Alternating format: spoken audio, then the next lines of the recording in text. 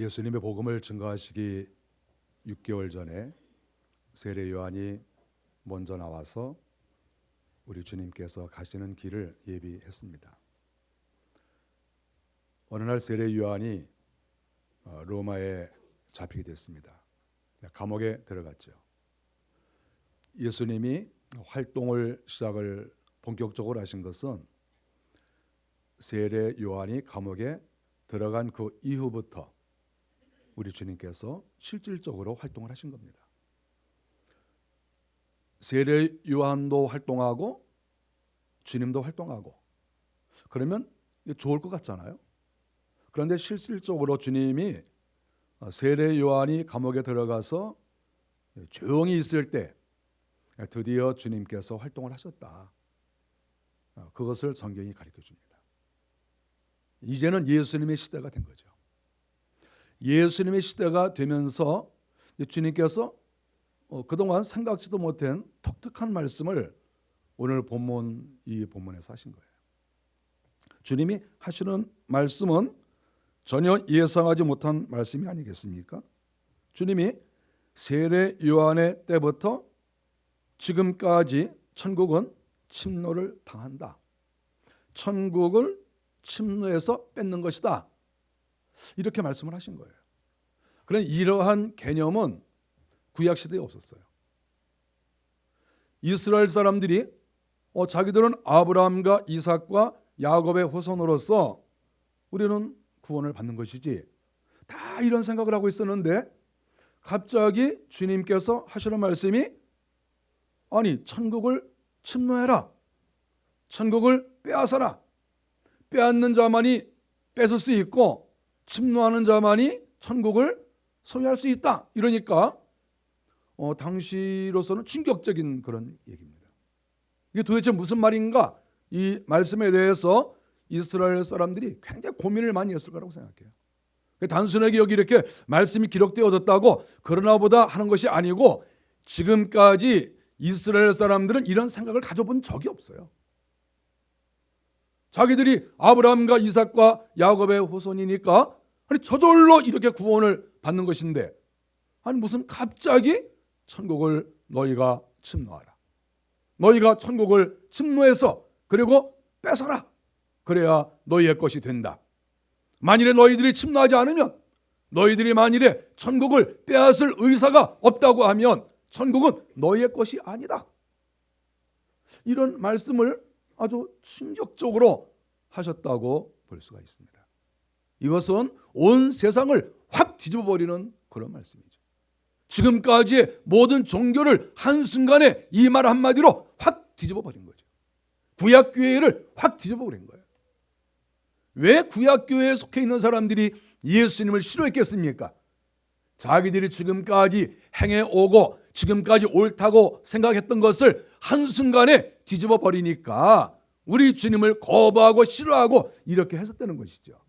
그 중에 바로 이 말씀이 결정적인 그런 말씀인 겁니다. 그동안에 서기관들에게 또 공부를 많이 했다는 사람에게 장로들에게 배운 말씀이 한순간에 낙엽처럼 떨어져 나가는 그러한 말씀이 오늘 본문의 말씀이라고 하는 것입니다.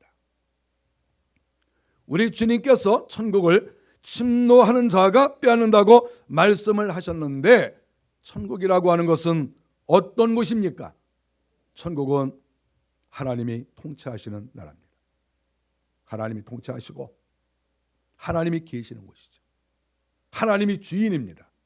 그래서 하나님께서 모든 것을 관할하십니다. 그래서 이것은 결코 침노할 수 없는 누가 손댈 수 없는 것이라고 생각할 수밖에 없죠. 놀라운 일 아닙니까? 천국은 하나님께서 통치하시는 곳인데 하나님의 것인데 어떻게 감히 인간이 그곳을 쳐들어가고 인간이 그것을 뺏겠습니까? 이것은 논리적으로 전혀 맞지 않는 그런 말이라고 생각을 합니다. 뿐만 아닙니다.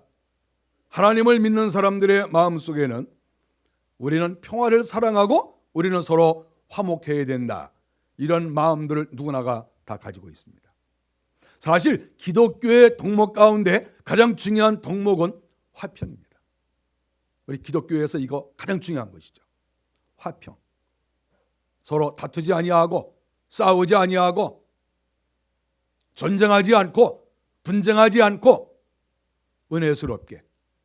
사실 이것이 기독교의 최고의 덕목이에요. 모든 교회가 이것을 추구해야 되고 또 성도 한 사람이 이것을 우리는 사모하고 이렇게 나가야 됩니다. 이거는 기독교의 최고의 덕목이에요. 그런데 최고의 덕목인 것을 우리가 다 알고 있는데 이것과 별개로 오늘 주님께서는 사람끼리는 화목하고 사람끼리는 평화스러워야 되는데 하늘나라의 관계에 대해서는 너희가 쳐들어가야 된다는 것이죠. 하나님 나라에 대해서는 우리가 성경을 적용할 때에 적용을 잘해야 돼요. 아무데나 갖다 붙이는 게 아니고 주님께서 무슨 뜻으로 말씀하셨나 하는 것을 우리가 깊이 묵상하고 그것을 깨달아야 됩니다. 우리는 인간 사회에서는 화평하고 서로 사랑하고 협력하고 이것이 최고입니다. 이것을 가장 잘하는 사람이 최고죠. 그러나 우리 하나님께서는 천국을 만들어 놓으시고 이 천국은 저절로 가는 것이 아니고 이 천국은 교회를 나왔다고 저절로 거기에 올라가는 게 아니고 이 천국은 우리 주님께서 만들어 놓으신 새로운 방법이 뭐냐 하면 쳐들어가라. 천국은 쳐들어가는 곳이다. 천국은 쳐들어가서 내가 원하는 땅을 얻는 것이다. 내가 땅을 요만큼 얻기 싶으면 요만큼만 얻기 위해서 싸우고 내가 만일에 이만큼 넓은 땅을 원하면 이 땅을 얻을 만큼 너희가 전쟁을 하고 전투를 하고 싸우고 침노하라. 네가 원하는 것만큼. 이것이 주님께서 가르쳐 주신 말씀입니다. 하나님의 나라를 점령하는 것에 대해서 오늘 주님께서는 인간 의지를 여기서 강조하는 것입니다.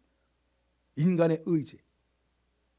하나님의 나라는 감성적으로 가는 게 아니고 하나님의 절대적인 은혜로만 가는 것이 아니고 그런 것이 기본적으로 다 깔려 있지만 그러나 하나님이 허락하시고 약속하셨다 할지라도 천국을 내가 쳐들어가서 그 땅을 뺏어야 된다는 그러한 마음과 의지력을 가지고 나아가야 하늘의 것을 내 것으로 삼을 수 있다. 이렇게 말씀을 하시는 겁니다. 예수님께서 천국을 침노하라고 가르쳐 주신 이유가 무엇이겠습니까? 천국에는 좋은 것이 많이 있다는 뜻입니다. 천국은 그 땅 자체가 귀한 것이고 천국에는 아주 아름다운 것들, 귀한 것들이 많이 있다는 거예요. 요한계시록에 가르쳐 주고 있는 것처럼 이 천국이라고 하는 것은 정말 우리가 쳐들어가서 뺏을 만큼 너무나 아름답고 귀하고 좋은 것들이 많이 있다는 것을 주님께서 가르쳐 주고 있습니다. 내가 싸웠는데 내가 쳐들어갔는데 얻을 것이 별로 없다. 누가 목숨을 걸고 싸우고 쳐들어갈까요? 내가 얻을 것이 별로 없는데 누가 싸우겠습니까? 우리 주님께서 너희가 천국을 침노하라 이렇게 가르쳐 주셨을 때에는 거기에 얻을 것이 많이 있기 때문에 우리 주께서 그렇게 말씀하신 거 아닌가요? 우리 주님의 말씀대로 천국은 정말 귀한 겁니다. 천국은 정말 소중합니다. 우리가 목숨을 걸고 내 평생을 걸고 싸워서 얻을 만한 너무 소중하고 귀한 것이 천국이라는 것을 주께서 가르쳐 줍니다. 그래서 우리가 천국을 얻기 위해서 천국을 향하여 달려가는 사람은 한눈 팔지 않고 오직 천국을 바라보면서 나는 여기밖에 갈 데가 없다. 나는 여기에 꼭 들어가야 되겠다. 이런 마음으로 일생을 살아가는 사람. 그런 사람이 되기를 원하시고 또 그렇게 살아가야 될 것을 성경이 가르쳐주고 있습니다. 우리는 이스라엘 백성들이 가나안 땅을 들어가는 것을 천국을 들어가는 것으로 묘사한 그런 이야기를 잘 알고 있습니다. 이스라엘 백성들이 애굽에서 나와서 가나안 땅을 들어갔습니다. 하나님이 허락하신 땅이죠. 내가 너희들에게 이 땅을 주겠다. 하나님께서 젖과 꿀이 흐르는 그 땅을 약속하시고 여호수아가 앞장서서 그 땅을 차지하기 위해서 들어갔습니다. 그런데 성경이 무엇을 가리킵니까? 이스라엘 백성들이 그 땅을 얻을 때 고생 많이 했어요. 전투도 수도 없이 하고, 어떤 때는 죽기도 하고, 어떤 때는 쫓겨나기도 하고, 어떤 때는 전투를 하다가 실패해서 자기들끼리 모여서 울면서 도대체 이게 어떻게 된 일인가, 그렇게 고통스러운 시간도 보내기도 하고. 이스라엘 백성들이 12지파가 가나안 땅을 차지할 때 많은 고생을 했습니다. 정말 고생 많이 했습니다. 그 고생의 결과로 가나안 땅이 12지파의 땅이 된 거예요. 하나님이 약속하셨다고 빈 땅에 들어간 게 아닙니다. 거저 들어간 게 아닙니다. 하나님께서 이미 예수님께서 하신 말씀이 이게 사실인 것을 구약 시대에 이미 다 보여준 거예요. 하나님이 이렇게 하시길 원하세요. 하나님께서 오늘 이 시대에 우리에게 믿음을 주시고 천국의 백성 되게 하시고 시민권이 하늘에 있게 하셨는데 우리에게 원하시는 것이 무엇입니까? 그것은 천국을 우리가 얻게 되는데 이것은 저절로 얻어지는 것이 아니래요. 절대 저절로 얻어지는 것이 아니다. 우리가 오직 믿음으로 구원을 받는다고 하는 이 말을 너무 과소평가하고 이 믿음을 너무 감성적이고 지적인 것으로만 우리가 이해를 해서 문제가 되는 거예요. 믿음이라고 하는 것은 행동이 따라가야 됩니다. 그래서 히브리서 11장 믿음장에서는 계속해서 행위를 강조하고 있는 겁니다. 믿음을 가지고 하나님을 따르고, 믿음을 가지고 이삭을 하나님께 드리고, 믿음을 가지고 행동을 했다, 이렇게 계속 성경이 말씀하고 있어요. 우리가 이것을 볼 때 주님께서 너희는 천국을 침노하라 이렇게 말씀하신 것은 우리에게 행동을 보여줘라, 이것을 가리킨다고 볼 수 있습니다. 천국이 거저 주어지지 않고, 특별히 오늘 성경에서 말하는 것은 빼앗으라고 가르쳐줍니다. 빼앗으라. 빼앗는다는 말이 좀 고상한 사람에게, 인격적인 사람에게는 어울리지 않는 그런 말입니다. 빼앗는다? 그거 상당히 불편한 말입니다. 그 빼앗는다는 말은 상대가 주기 싫은데 강제로 자기가 행동한다는 말이 아니겠습니까? 이것은 상당히 우리 예수 믿는 사람에게는 좀 부적합한 단어라고 생각을 해요. 어떻게 예수 믿는 사람에게 빼앗으라는 말을 하겠습니까? 그것은 있을 수가 없죠. 그런데 우리 주의 말씀은 이 세상에서는 우리가 남의 것을 빼앗으면 안 되는데 하늘나라는 뺏어야 된다는 거예요. 하늘나라는. 이만큼 하늘나라는 우리에게 거저 주지 아니하고, 내가 단순히 어느 정도 노력하면 되겠지가 아니라 뺏는 마음을 가지고, 내가 천국을 뺏지 않으면 나는 얻을 수 없다, 이런 마음을 가지고 살라고 주께서 가르쳐 주신 거예요. 천국은 우리에게 저절로 굴러 떨어지지 않습니다. 강한 힘을 가지고, 목표를 가지고 두 눈을 똑바로 뜨고 천국을 바라보면서 달려가야 되는 것이죠. 우리는 그런 마음으로 예수를 믿고 그런 마음으로 신앙생활을 해야 됩니다. 기독교는 그런 종교입니다. 천국을 빼앗는 종교입니다. 주님께서 그렇게 가르쳐 주셨습니다. 전쟁을 해서, 침노를 해서 빼앗으려면 힘을 길러야 됩니다. 힘이 없으면 아무것도 못해요. 군인이 전쟁을 하려면 힘을 길러야죠. 근육이 막 웅틀붕틀 막 이렇게 해야 되는 거예요. 우리가 군에 가면 훈련을 많이 시킵니다. 또 운동선수들이 운동을 많이 합니다. 여기 이렇게 툭툭 튀어나오고 이렇게 튀어나와서 막 이러면 그냥 근육이 왔다 갔다 하고 그러면 사람들이 오 그리고 이러고 있으면 약한 사람이 그 앞에서 힘이 없는 거예요. 한 대 맞으면 죽겠다 이렇게.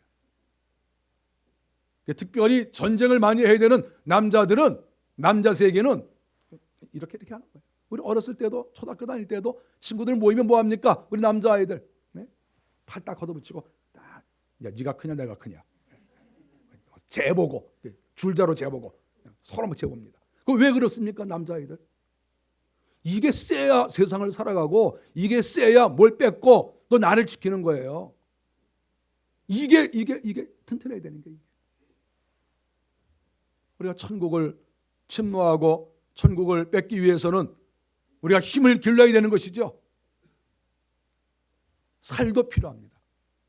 우리가 살도 필요하고. 그래서 저는 생각을 해봤어요. 우리가 사람에게 있어서 이 힘이 있어야 전쟁에서 승리하는데 그러면 살은 또 왜 있는가? 저는 그런 생각을 했습니다. 하나님께서 우리 성도들에게 은혜를 주시는데 하나님의 은혜를 많이 받는 사람, 이 많이 받는 사람은 살이 많은 사람으로 저는 생각을 해요. 그래서 이렇게 영적으로도 은혜를 많이 받으면 속사람도 살찌고 겉사람도 살찌고. 아니 은혜를 받는데 왜 살이 안 찝니까? 살이 찌게 돼 있어요. 그런데 살만 가지고는 안 된다는 것이죠. 왜냐하면 전쟁을 해야 되니까. 그래서 살도 있지만 또 근육도 필요하다는 것이죠. 전쟁을 해야 되니까. 그리고 또 뼈도 든든해야 됩니다. 이 뼈가 든든해야 잘할 수 있어요. 젊은 사람이 뼈가 약한 사람이 있습니다. 젊은 사람이 뼈가 좋지 않아서 일도 못하는 그런 사람들도 있어요. 나이가 들어도 뼈가 튼튼하고 근육이 좋으신 그런 분들도 많이 있습니다. 우리 하나님의 사람들은 뼈와 근육과 살이 적당하게 있어야 전쟁을 잘할 수 있어요. 만일에 전 그렇게 생각해요. 우리 성도들이 하나님께 은혜를 많이 받았습니다. 그래서 속사람도 살이 찌고 육체도 살이 찌고 인생도 풍부하고 하여간 하나님의 은혜를 많이 받았는데 이 근육이 없는 사람은 좀 건강에 문제가 되지 않겠습니까?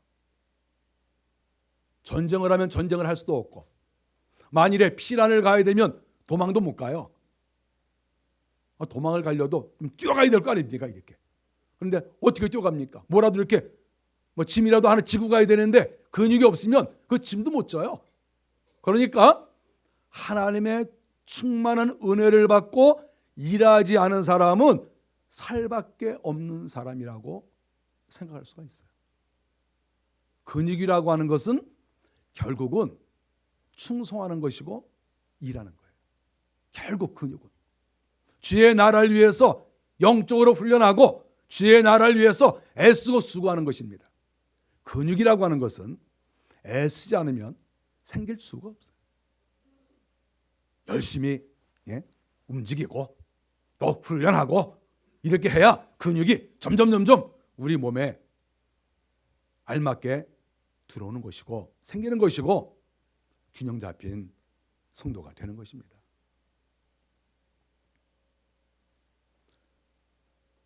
저는 정상이에요. 병원에서 진단을 했는데 근육량 측정을 했는데 정상으로 딱 나왔습니다. 좀 이상하지 않습니까? 목사님 살이 좀 더 많을 것 같은데. 그런데 병원에서 거짓말하겠습니까? 근육량 정상이라는 거예요. 살도 정상이고 살의 양도 정상이고 그건 좀 이상하죠? 그런데 어쨌든 이 병원에서 측정을 하면서 그러는 거예요. 저한테. 선생님 몸무게가 몇 킬로 나가는 거는 신경 쓰지 마시고 근육량이 얼마인지 그것만 신경 쓰십시오.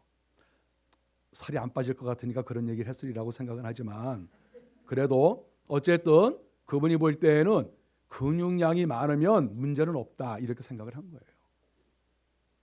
저는 오늘날의 한국교회를 생각하면서 또 우리 성도들을 생각하면서 우리가 과연 살을 하나님께 받은 은혜라고 우리가 가정을 하고 또 근육이라고 하는 것을 우리가 주님 앞에 기도하고 예배하고 충성하고 봉사하고 이렇게 했을 때를 근육이라고 우리가 만일에 말한다고 하면 이것이 어느 정도 정상일까? 우리가 균형 잡힌 몸매가 될 것인가? 이런 생각을 많이 해봅니다. 정말 우리는 정상일까? 그리고 전쟁이 일어났을 때 우리는 나가서 전쟁할 수 있는 그러한 체력과 그러한 근육을 우리가 가지고 있는가? 그렇지 아니하면 하나님께 받는 은혜만 좋아해서 매일 은혜는 많이 받았는데 내가 애쓰고 수고하지 않아서 근육이 없는 그러한 성도는 아닌가? 그런 마음을 가질 수밖에 없습니다. 이와는 반대로 잘못하다가는 해골 같은 성도가 있을 수도 있습니다. 해골 성도는 어떤 성도겠습니까? 하나님께 은혜를 받지 못해서 살이 없는 성도겠죠. 거기에다가 하나님께 충성과 봉사도 하지 않아서 근육도 없는 사람이겠죠. 믿음의 뿌리가 없어서 근육이나 살뿐만 아니라 뼈까지도 없거나 약하거나 그런 사람이겠죠. 이런 사람은 해골과 같은 성도라고 볼 수가 있습니다. 우리는 구약성경 에스겔 37장을 잘 알고 있습니다. 에스겔 골짜기에 환상 가운데 본 그 해골들을 우리가 알지 않습니까? 거기에 환상을 보았더니 그 골짜기에 해골들이 잔뜩 쌓여 있는 거예요.